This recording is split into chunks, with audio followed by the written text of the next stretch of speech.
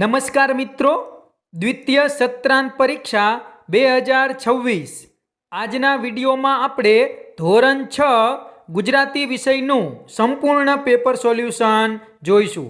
તો મિત્રો, તમે જો મારી ચેનલ ઉપર પહેલીવાર આવ્યા હોય તો મારી ચેનલ સબસ્ક્રાઈબ કરી બાજુમાં આવેલું બેલ આઇકન પ્રેસ કરી લેજો, જેથી આવનારા બીજા નવા વિડીયોની નોટિફિકેશન ઝડપથી તમને મળતી રહે।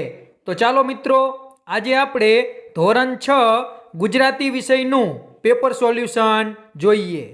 પહેલો પ્રશ્ન, નીચે આપેલા પ્રશ્નોના બે વાક્યોમાં જવાબ લખો।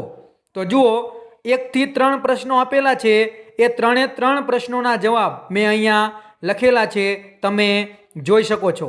ત્યારબાદ ચોથો પ્રશ્ન, તમારા ઘરે કોઈ મહેમાન આવવાના હોય તો તમે શી તૈયારી કરો? તો એમાં વિદ્યાર્થીઓ પોતાની રીતે મૌલિક ભાષામાં જવાબ લખશે। બધા વિદ્યાર્થીઓના અલગ અલગ જવાબ હોય એટલા માટે એનો જવાબ આપણે અહીંયા લખતા નથી। ત્યાર પછી પાંચમો અને છઠ્ઠો પ્રશ્ન, એના જવાબ પણ મેં અહીં લખેલા છે, તમે જોઈ શકો છો। ત્યારબાદ આગળ જોઈએ બીજો પ્રશ્ન, ફકરાનું વાંચન કરી પ્રશ્નોના જવાબ લખો। તો એમાં આપણે પ્રશ્નો જોઈએ। પહેલો પ્રશ્ન, તો એમાં જવાબ આવશે ચારેય સાચા। આ ચાર ઓપ્શન છે તે સાચા છે, એટલે ઓપ્શન આપવામાં થોડીક ભૂલ થયેલી છે, એટલા માટે કોઈ પણ ઓપ્શન તમે લખશો તો તમારો જવાબ સાચો પડશે।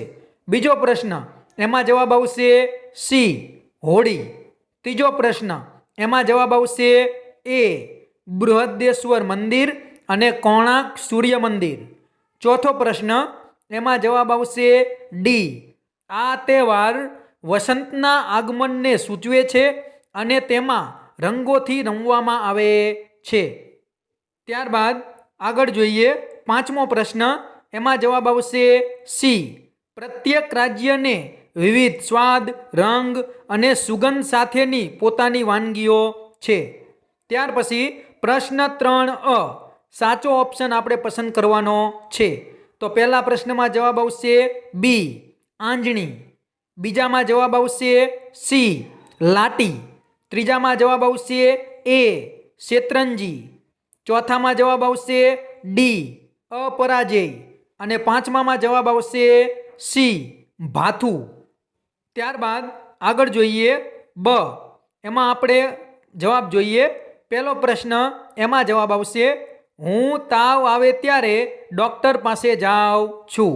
બીજાનો જવાબ, રીટા ઉત્તરાયણના દિવસે પતંગ ચગાવે છે। ત્રીજાનો જવાબ, અકસ્માત થાય ત્યારે 108 બોલાવવામાં આવે છે।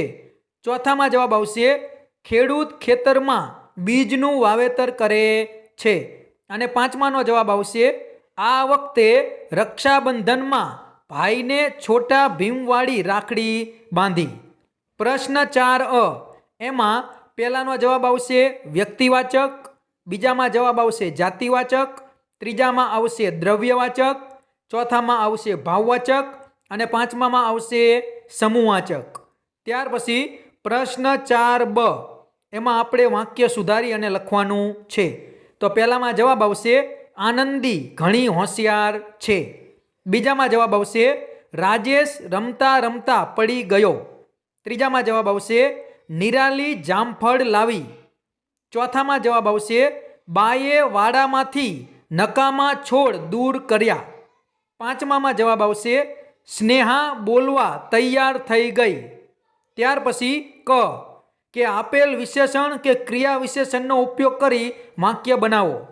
તો આના જવાબ આપણે અહીં લખતા નથી, કારણ કે દરેક વિદ્યાર્થી અલગ અલગ રીતે વાક્ય બનાવશે। ત્યાર પછી પ્રશ્ન 5 જોડકા જોડો। એમાં પહેલું આનંદી, તો એની સામે આવશે ત્રીજું। પછી ધૂળો, તો એની સામે આવશે પાંચમું। પછી અભિમન્યુ, તો એની સામે આવશે બીજું। પછી અવંતિકા બહેન, તો એની સામે આવશે પહેલું। અને દાક્તર, તો એની સામે આવશે ચોથું। ત્યાર પછી પ્રશ્ન 5બ, આપણને જે જાહેરાત આપેલી છે એના આધારે આપણે પ્રશ્નોના જવાબ લખવાના છે। તો એમાં પ્રશ્નો જોઈએ।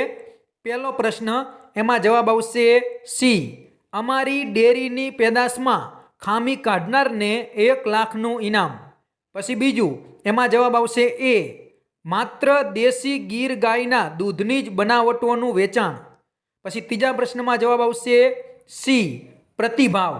અને ચોથા પ્રશ્નમાં જવાબ આવશે ડી. બી અને સી બંને વાક્ય સાચા છે. ત્યાર પછી પાંચમા પ્રશ્નમાં જવાબ આવશે ડી વેનીલા. પ્રશ્ન 6 સાચો વિકલ્પ પસંદ કરીને લખો. તો પહેલા પ્રશ્નમાં જવાબ આવશે ડી આનંદ. બીજા પ્રશ્નમાં જવાબ આવશે સી વ્યાકુળ. ત્રીજામાં જવાબ આવશે બી દુઃખ. ચોથામાં જવાબ આવશે ડી ગર્વ. અને પાંચમામાં જવાબ આવશે ડી ડર. પ્રશ્ન 6બ ખાલી જગ્યા પૂરો. તો પહેલામાં જવાબ આવશે આનંદ. બીજામાં આવશે ડર.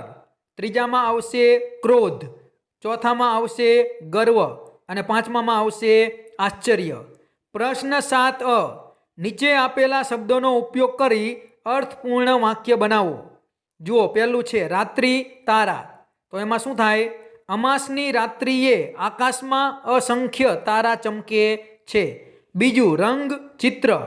તો મેં ચિત્રમાં સુંદર રંગ પૂર્યા છે.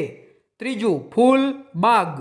તો અમારા ઘરના બાગમાં સુંદર ફૂલ ખીલ્યું છે. ચોથું મિત્ર મદદ.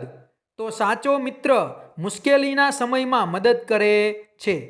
આ જવાબ મેં માત્ર નમૂના પૂરતા આપેલા છે. વિદ્યાર્થીઓ આ બંને શબ્દોનો ઉપયોગ કરી અને પોતાની રીતે કોઈ પણ વાક્ય બનાવી શકે છે. ત્યાર પછી આગળ જોઈએ. પ્રશ્ન 7બ નીચે આપેલા ઉદાહરણ મુજબ સંવાદ બનાવો. આપણને એક ઉદાહરણ આપેલું છે, એના આધારે જ આપણે બીજા સંવાદ બનાવવાના છે.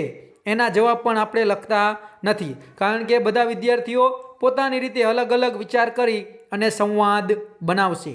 છેલ્લો પ્રશ્ન, પ્રશ્ન 8 કોઈ પણ એક વિશે નિબંધ લખો. પહેલું તમે કરેલા પ્રવાસનું વર્ણન. અને બીજું મારી શાળા. આ બેમાંથી કોઈ પણ એક વિશે વિદ્યાર્થી નિબંધ લખશે. અને નિબંધનો કોઈ ચોક્કસ જવાબ ન હોય. દરેક વિદ્યાર્થીના નિબંધ અલગ અલગ હોય. એટલા માટે અહીં આપણે નિબંધ લખતા નથી.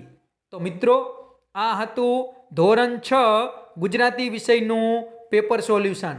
જો આ વિડીયો તમને પસંદ આવ્યો હોય તો વિડીયો લાઈક કરજો, તમારા બીજા મિત્રોને શેર કરજો. અને તમે જો મારી ચેનલ ઉપર પહેલીવાર આવ્યા હોય તો મારી ચેનલ સબસ્ક્રાઈબ કરી બાજુમાં આવેલું બેલ આઇકન પ્રેસ કરી લેજો, જેથી આવનારા બીજા નવા વિડીયો ઝડપથી તમારા સુધી પહોંચી શકે. તો ચેનલ સબસ્ક્રાઈબ કરવાનું ભૂલતા નહીં. Thank you.